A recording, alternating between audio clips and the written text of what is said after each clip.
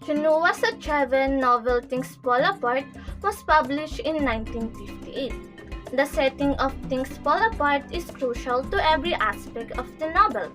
Although the novel physical settings remains the same, the location itself has changed. Things Fall Apart is set in Africa.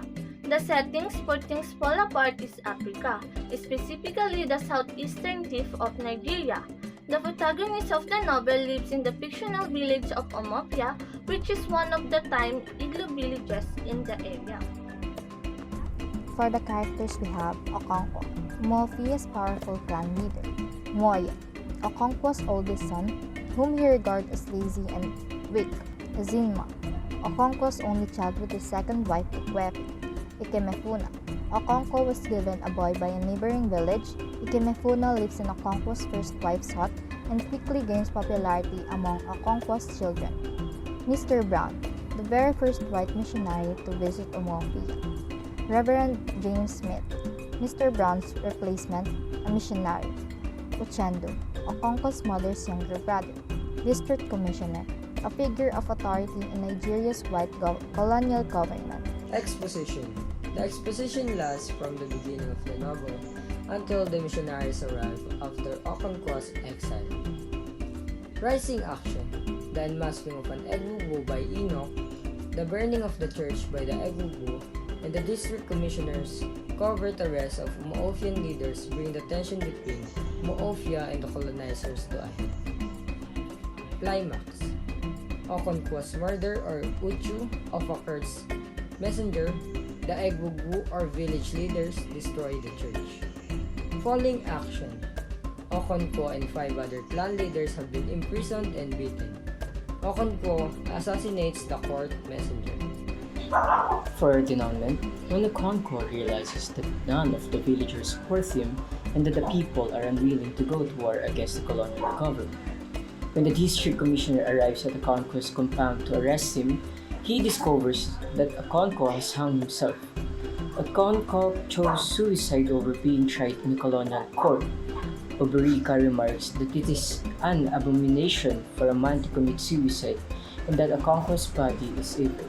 The villagers pay the foreigners to bury Okonkwo's body, and Oberika informs the district commissioner that he pushed Okonkwo to commit suicide. Oberika claims Okonkwo will be buried like a dog and his legacy will be tainted forever. The storyline or the plot of Chinua Achebe's novel Things Fall Apart follow the life of Okonkwo, the clan chief of an Igbo community, from the events leading up to his expulsion for accidentally killing a clansman through the 7 years he spent in exile and his eventual return. Its traditional format and liberal use of Igbo proverbs reflects the simultaneous collapse of the story protagonist Okonkwo and his village.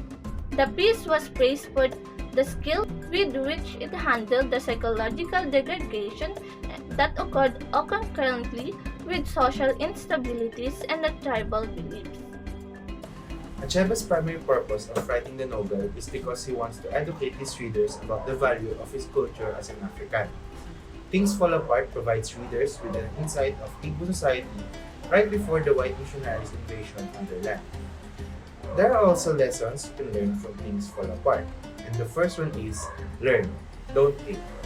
Okonkwo hated his father's weakness. He vowed that he will never be like his father, who was lazy and only loved to play his flute and drink wine. The second one is lead with love.